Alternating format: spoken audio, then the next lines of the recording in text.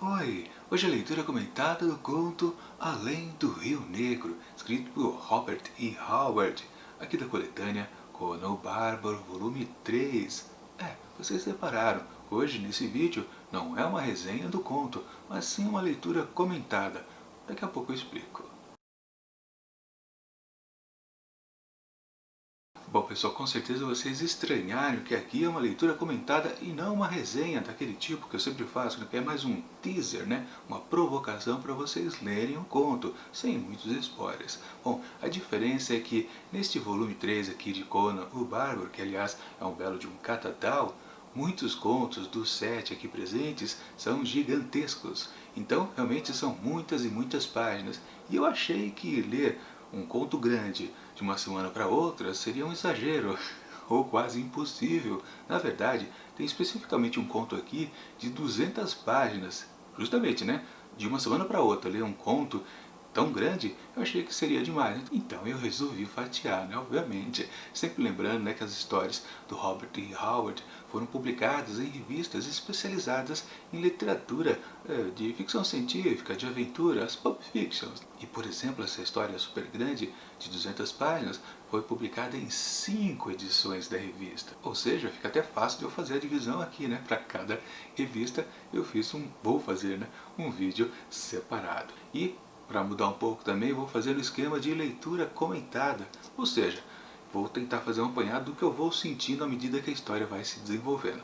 E aí, parece aqui, Além do Rio Negro, que é um pouco extenso, de 60 páginas, não é muito para falar a verdade. Já fiz leitura de contos de 50, mas resolvi fatiar em duas partes porque foi publicado em 2 edições da revista. Ou seja, aqui nesse primeiro vídeo farei a leitura comentada do capítulo 1 até o 4. E depois no segundo vídeo farei uma leitura misturada também com um pouco de resenha dos capítulos restantes a partir do 5. Bom, vai ser esse esquema aqui e depois lá nos próximos contos teremos 3 partes ou então 5 partes. A conferir depois. Mas enfim, vamos à história aqui da vez. Pois bem, logo de cara, aliás, num capítulo intitulado Conan perde o seu machado, vemos uma boa abertura de narrativa, com certeza bem instigante, daquelas que já vão direto para a ação, não tem enrolação.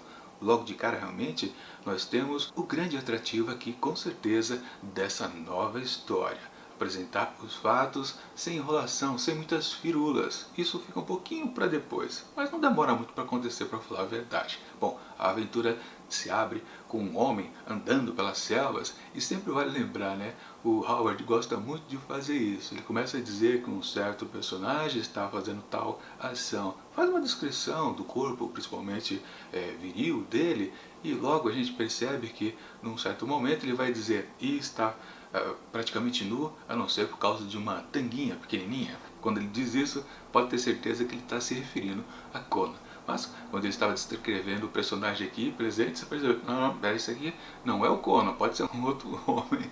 E com certeza não era o Conan. Era um jovem, na verdade, chamado Baltus, que está caminhando por uma floresta muito densa, ali perto do Rio Negro. Por isso que a história aqui se chama Além do Rio Negro. Rio Negro, que já figurou em outras histórias aqui do Conan, naquela parte de pirataria, por exemplo, muito bacana também essas histórias. Enfim, lá na densa floresta, o tal Baltus, o jovem, caminha e de repente ele começa a ouvir alguns barulhos estranhos ali por perto dele.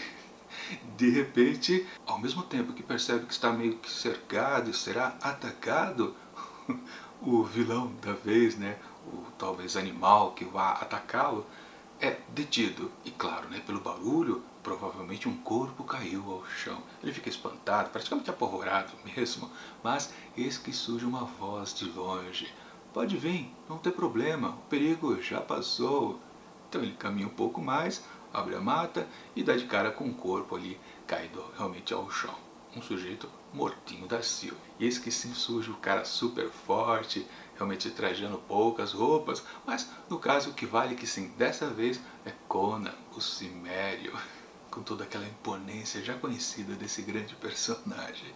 Enfim, o que vale que na verdade o Baltus percebe que esse sujeito aí o salvou, né? Porque literalmente abateu esse homem que está caído ao chão, que estava atacando ele literalmente. Na verdade ele ia ser flechado e o Conan conseguiu mandar um machadinho ali bem na cabeça daquele sujeito que na verdade é um picto, um povo bem conhecido que já apareceu em outras histórias aqui do Conan. E sim, é um povo muito temido, muito violento. Portanto, Balto sabe que escapou de uma boa.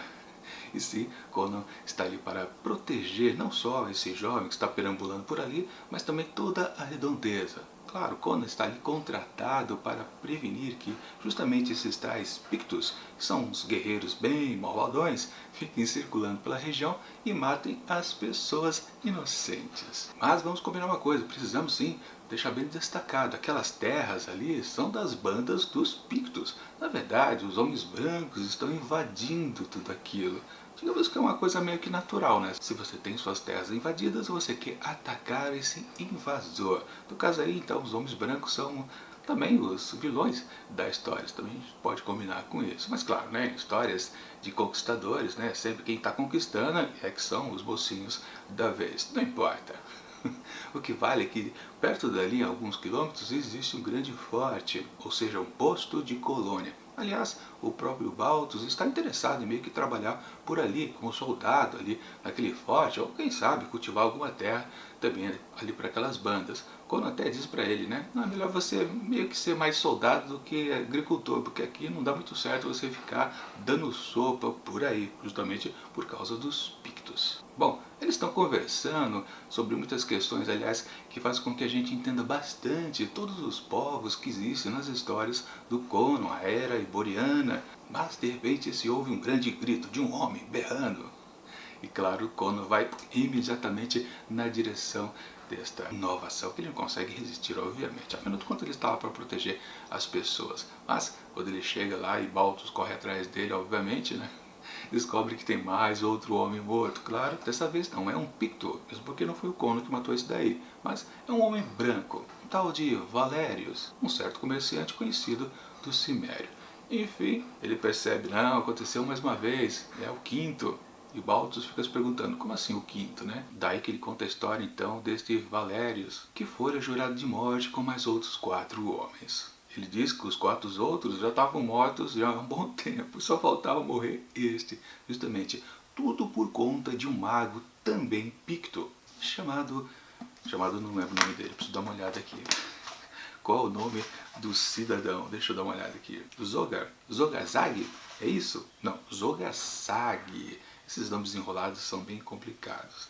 Mas enfim, esse sujeito aqui é daquele tipo vilanesco, né? Foi detido pelos homens brancos, por um desses outros homens que já haviam morrido, então ele jurou vingança, porque segundo o Conan, né, uma das coisas piores que pode acontecer a um Picto é se perceber preso, enjaulado dentro de uma cela. Por vingança, claro, que foi preso, ele se evadiu da prisão e depois jurou matar todos esses 5 homens que o aprisionaram por causa de uma pendenga que aconteceu lá. Não preciso detalhar exatamente do que se trata. Bom, a questão é que quando comenta, né, os outros 4 outros que já haviam morrido ficaram sem cabeças.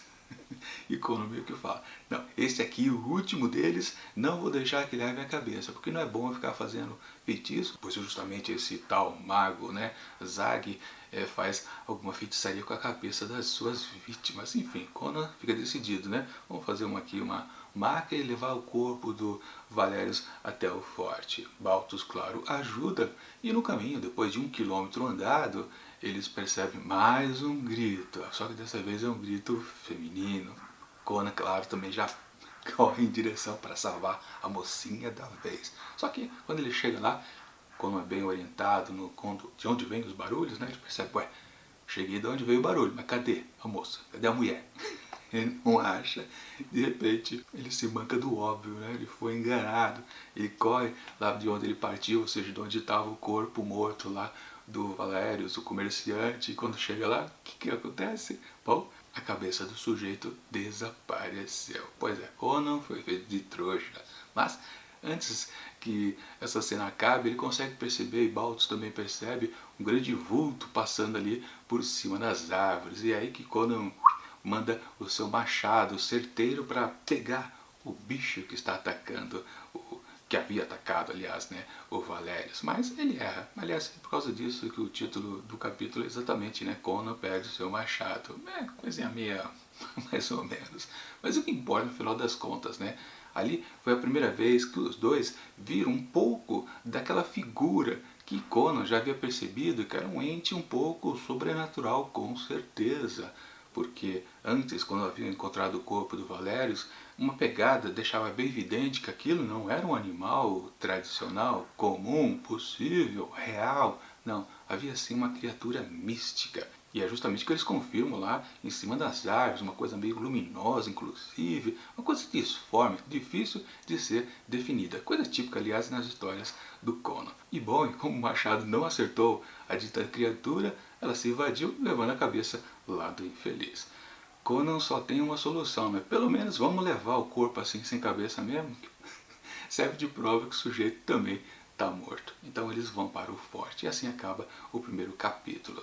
Depois o capítulo 2, o 3 e o 4 são um pouco mais dinâmicos, mais rápidos, porque realmente essa primeira parte aqui da história serviu da gente ter uma boa ambientação de tudo que está acontecendo nessa nova aventura do Conan. Como eu disse, bastante dinâmico toda essa primeira parte, realmente me diverti bastante, pois tem tudo que a gente gosta nas aventuras do Cimério. Um pouco de ação, suspense, aparições mágicas do Conan, né? De repente ele vai lá e salva, geralmente as mocinhas, mas no caso as pessoas indefesas. Ok, não conseguiu salvar todos, né? Um deles morreu, mas tudo bem, não tem problema. O que vale é que já no segundo capítulo, finalmente eles chegam ao forte, aí é apresentado um novo personagem, o Valanius, que é o chefe ali da coisa toda. Também um homem um pouco jovem, mas não tanto claro quanto o Balthus. E ele conta que Conan é a única solução possível, porque todo o pessoal que vive ali dentro do forte é um monte de gente, para lá de 500 pessoas, mas o pessoal está começando a sentir muito medo desse tal mago aí, o vilão da vez, o Sogasagi, que literalmente já havia, um momento antes, envenenado vários e vários soldados, e a crença meio que geral, ou temor, né? Literalmente é que toda essa peste negra vai invadir o forte e todos serão aniquilados.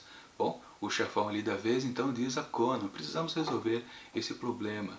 Como você é um cara esperto, com certeza você consegue localizar a vila lá desse tal mago e é preciso acabar com ele para resolver essa pendenga. Porque literalmente, mesmo que ele já tenha feito toda a sua vingança, a promessa de matar aqueles 5 homens que o enjaulou, ele já cumpriu. Mas agora ele tem praticamente toda a liberdade de querer acabar com todo mundo. Por que não, né? É melhor prevenir do que remediar, já que as vidas daqueles homens não conseguiram ser salvas. Tudo bem, vamos preservar o resto de todos os outros, né? Que são muito mais gente, com certeza. Pois bem, Conan então decide ir com um grupo pequeno de homens, apenas 10 homens. Balthus se oferece para ir junto. Ok, na manhã seguinte eles partem em canoa em direção à vila através do Rio Negro. E como eu disse, esses novos capítulos são muito mais dinâmicos, rápidos, sem muita enrolação. No segundo a gente já percebe que esse grupo foi para a vila lá do Saki e já foi atacado. E de uma maneira também muito sinistra, né? Porque Conan parte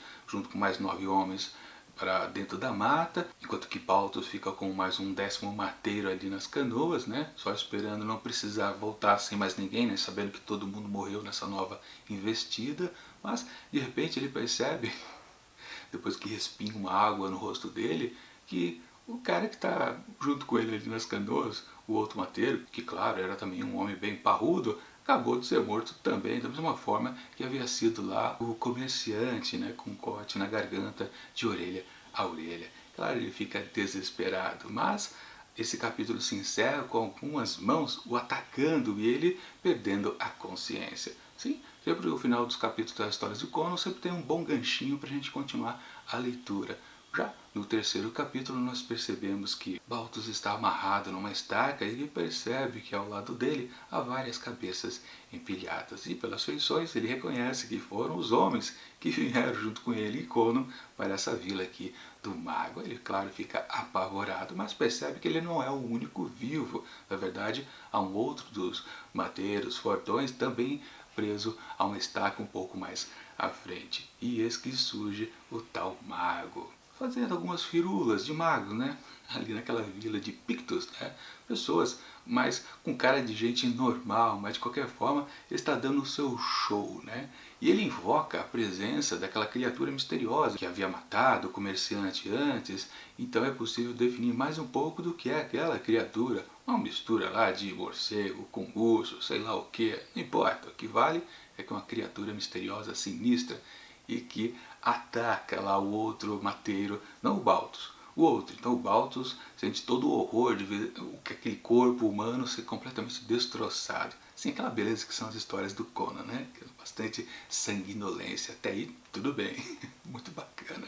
Claro que depois a gente já fica imaginando, né, durante a leitura, que o próximo será Baltus, mas com aquela pontinha que a gente sempre sabe, né? Ele vai ser provavelmente salvo pelo Conan. Afinal de contas, naquele monte de cabeças empilhadas, o Baltus não reconheceu que o Conan estava ali. O outro cara também disse que o Conan não estava ali também, com a sua cabeça decepada. Ou seja, ele está vivo e daqui a pouco ele vai voltar. Meio que óbvio, né? Se o outro sujeito acabou de morrer e o Baltus está vivo, é óbvio que Conan vai fazer aquela aparição na hora certa e salvar o jovem mais uma vez. Dito e feito, né? Só que aí, antes, o mago, o tal do Sag, invoca outra criatura, dessa vez uma coisa em forma de serpente. E claro, quando ela chega, já está com a sua bocarra aberta, quase já comendo, papando o Baltus, eis que uma lança cruza a garganta da criatura, ela se revolta toda. E claro que na confusão ela acaba matando um monte de picto que estava olhando ali aquela